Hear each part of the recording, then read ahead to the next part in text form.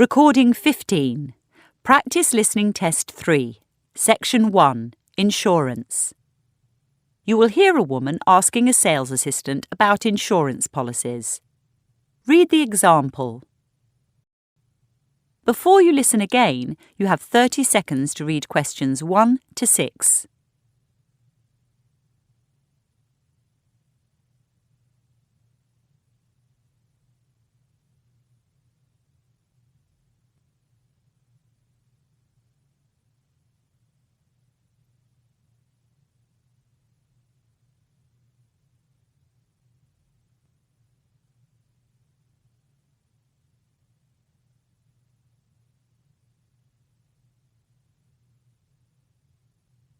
Good morning. Take a seat. I see you've picked up some of our brochures. Yes, I've been reading the one on travel. Would the travel insurance be for you or for your family as well? Just for me. So, individual. That's right. Are you looking for a basic or a comprehensive policy? To be honest, I've had basic in the past, but it didn't pay out very much. That's often true. With our company, you can be insured for different amounts. For instance, in Section 1, Baggage and Personal Effects, you can be insured for all 5 subsections or for as few as 2. I think I'd like insurance for all 5 since I'm going to some unsafe places. Wise decision. By the way, can a camera be counted as a single item, or must it be included in cameras and portable electronic equipment? If you have an expensive camera, you can nominate it as a single item. Our maximum payout is $1,500. Occasionally, people have their camera and computer stolen together. If insurance is only taken out on subsection 2, this may not cover the replacement of both things. That's what happened with my previous policy. However, in that one, there was a higher limit for lost or stolen money. Yours is only $700. These days, with credit cards, people don't carry much cash, so we've set the limit accordingly. Still, we pay out well for documents. Indeed. In the disrupted travel section, reasonable costs is written for a missed connection or an early return instead of an amount of money. What exactly are reasonable costs? Put it this way.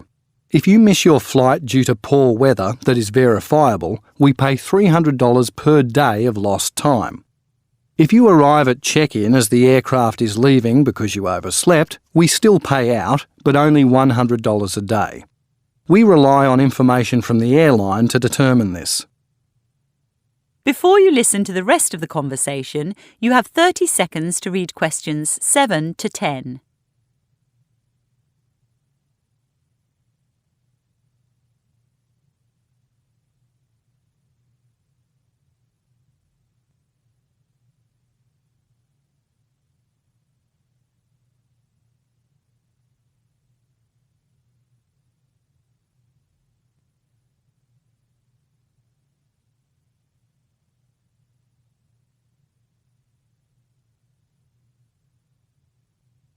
Are you also interested in vehicle insurance? Yes, I am. I'm about to buy a nice old car, a vintage Jaguar XJ6. Hey, I used to have one of those, although nowadays I prefer old motorbikes. Did you know you can insure a vehicle on its own, or you can include it in our multi-saver policy, along with your house and contents? Yes, I saw that. It's true I'm buying an expensive car, but I rent my house, so I'm not ready for multi-saver. I understand. Have you decided which level of cover you'd like for your car? Top cover. Are you sure? It is pricey. I know, but last time I had insurance, I wasn't covered for storm damage. Don't tell me that was just before the November hailstorm. Uh-huh. So I need storm damage insurance. Also, I'd like my policy to start as soon as I've paid for it. With my old one, there was a stand-down period of 2 weeks. Would you believe I backed into a wall just 3 days after I'd taken out the policy? Oh, dear. Then, I spent months fighting with the insurance company over the value of my car. I know it wasn't worth much, but it was relatively new. If you choose top cover, we agree on a value for your car and renegotiate each year to avoid disputes. Again, it's not as cheap as some, but the policy works out better in the long run. You now have 30 seconds to check your answer. Recording 16. Section 2. Touring Devonport on a Segway. You will hear a guide giving information on how to ride a Segway and on places to see in Devonport. Before you listen, you have 30 seconds to read questions 11 to 16.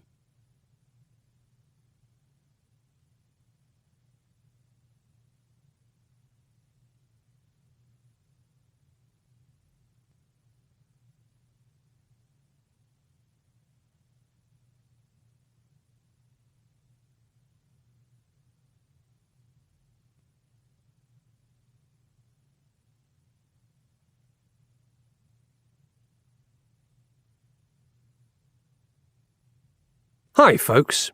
Before we start, I'd like to check if there's anyone here under the age of 13. No? Anyone who's pregnant or who's just had leg surgery? Good. Our company isn't insured for these users. Now, I can see you're all eyeing your Segways with interest. They're curious beasts, aren't they? Battery-driven, two-wheeled vehicles often used in crowd control or postal delivery. I'll be giving detailed operating instructions in a moment, and then I'll outline our route.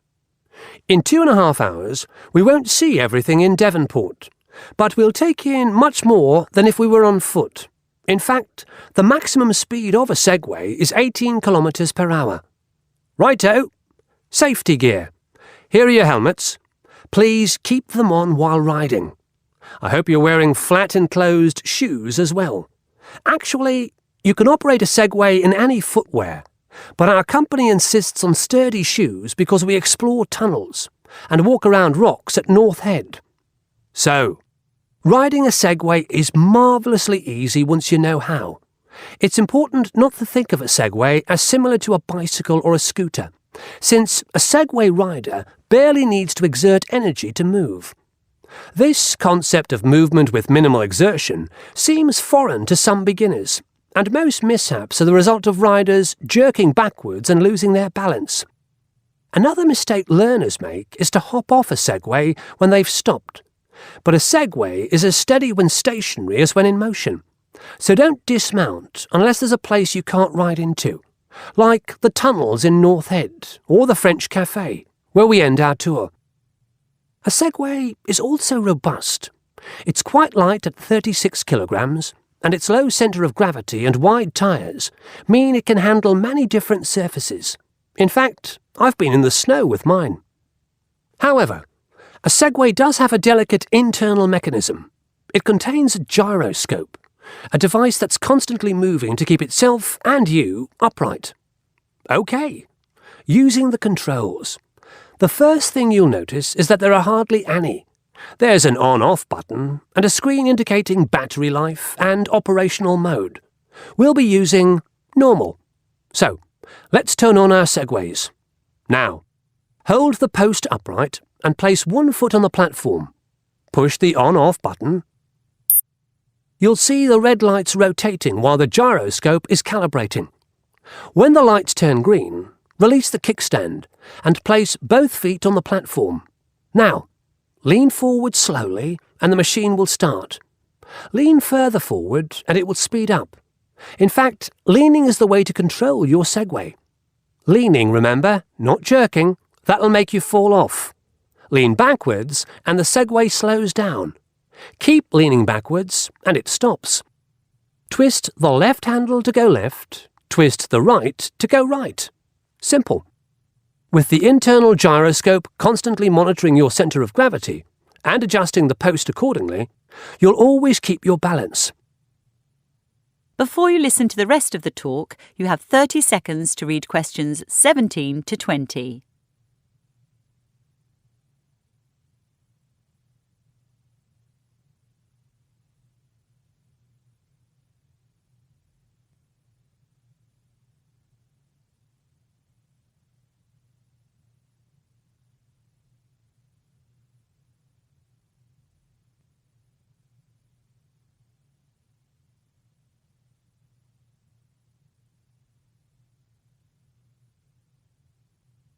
As I said earlier, we're in this lovely harbour suburb of Devonport for 2.5 hours, beginning at the wharf and ending up at the French Café.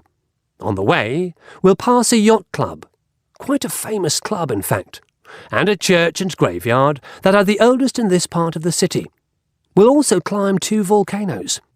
The first volcano has remains from pre-European settlement in the form of storage pits and terraces, but there are no buildings left. The second volcano, called North Head, has a museum at its base and some disused tunnels. The museum is devoted to naval history, but I'm afraid we won't have time to visit. Where do we go next? Oh yes, the rocks below North Head. The rocks below North Head lead to Cheltenham Beach. We'll leave our segways above the rocks while we explore. It's too cold to swim at this time of year, but people do in summer. Throughout our tour, I'll be guiding you on your Segway adventure and recounting some amazing tales of this historic suburb. You now have 30 seconds to check your answers. Recording 17, Section 3, Study Options. You will hear a professor talking to her student about his study options. Before you listen, you have 30 seconds to read questions 21 to 24.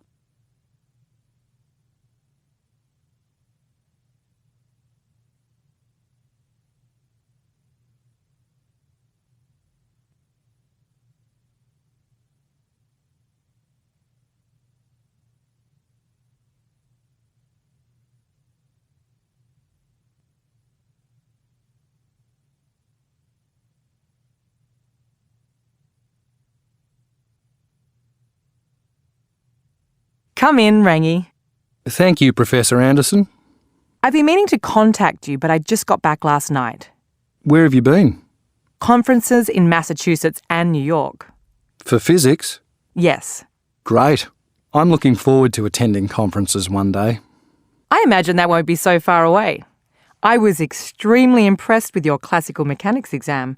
In fact, you were one of only 2 students out of 180 to get an A+. Wow. I really did enjoy the course. So how can I help you? I'm sorry to say it's a bit of a long story. You see, I've had to rethink my studies completely, and I wonder if I'm making the right decision. You're doing 2 degrees, aren't you? Science and arts. I was doing 2. I've decided to focus on science. Oh? It all came about because I wanted to study abroad for a year.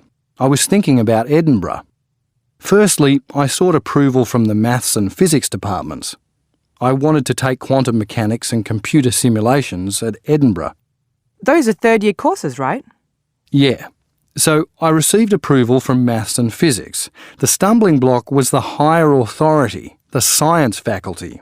When I submitted my application, it was rejected. What? It turns out that students who study abroad for a year can only do first or second year courses or third year courses in a subject that's not their major. I've never heard that before. Needless to say, the lecturers who approved my transfer hadn't either, and nor does the regulation appear on the science faculty website. That'd be right. This faculty is disorganised. So then I thought I'd take arts courses at Edinburgh and leave the third year maths until I came back. I quickly got approval for second year history and philosophy from the arts faculty. When are you heading off? That's just it. During this process, I began to think carefully about my studies. To be honest, the arts courses I've done were less challenging than the science ones, so I've decided to drop arts. Before you listen to the rest of the conversation, you have 30 seconds to read questions 25 to 30.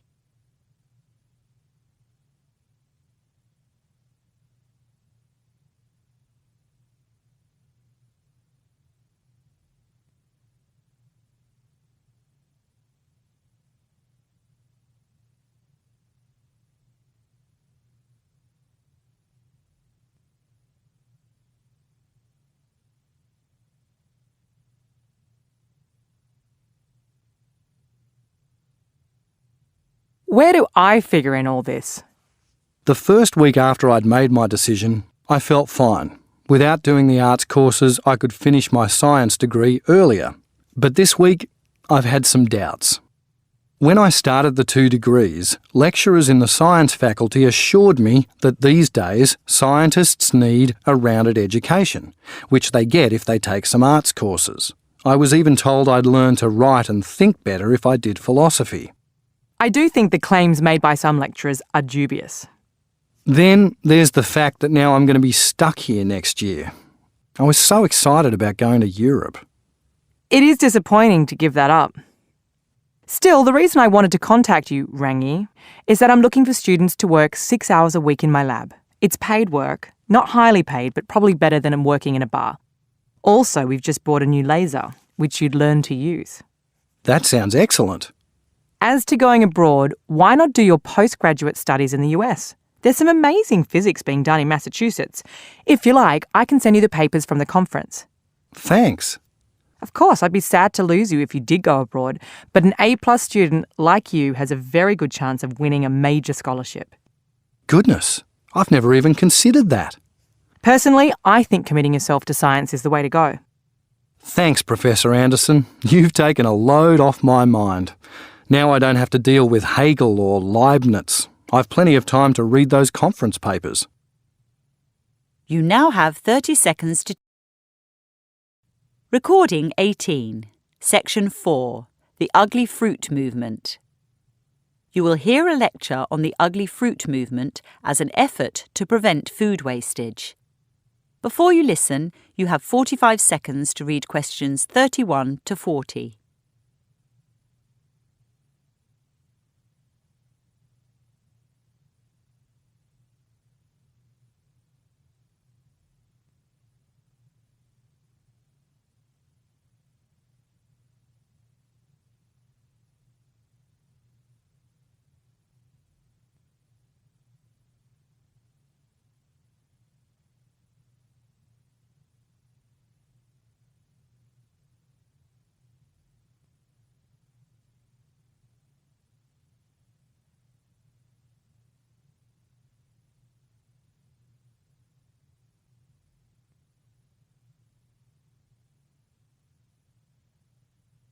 Good afternoon.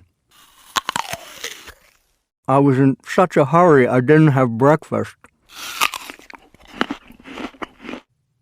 I'd like to show you these apples that my neighbor grew.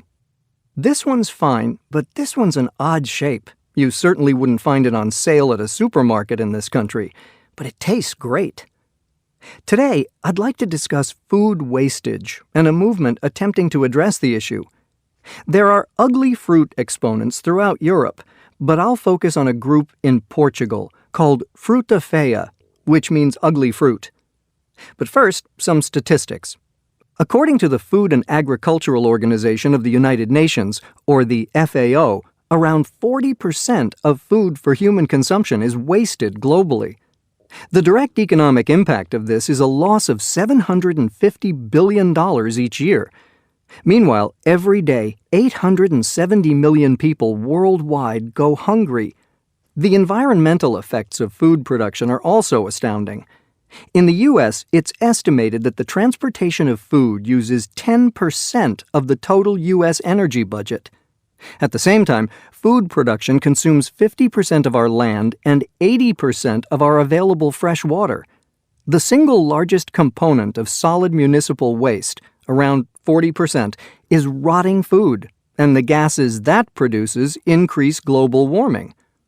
Surprisingly, food wastage in developing countries is as high as in developed ones. What differs is where the wastage occurs.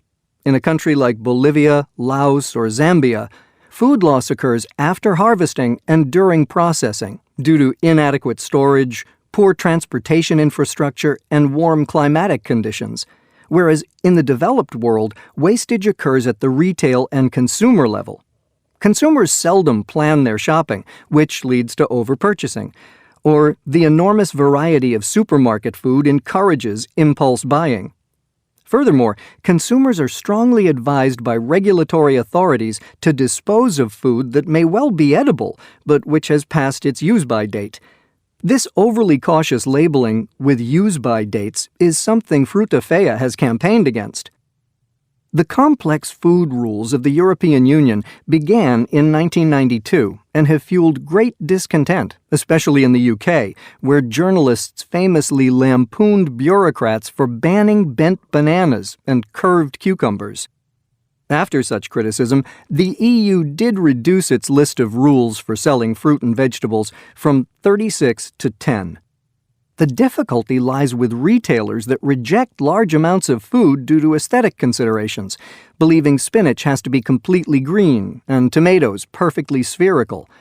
Any blemish, even one that doesn't affect the edible contents, signals an item's destruction. To reduce food wastage, the FAO recommends 3 things.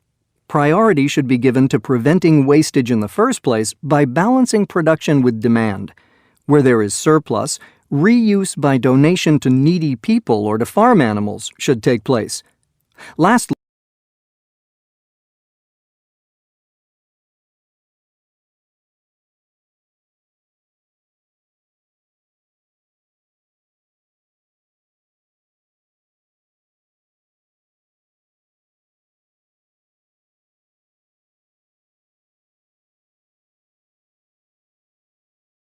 reuse is impossible. Recycling and recovery should be pursued.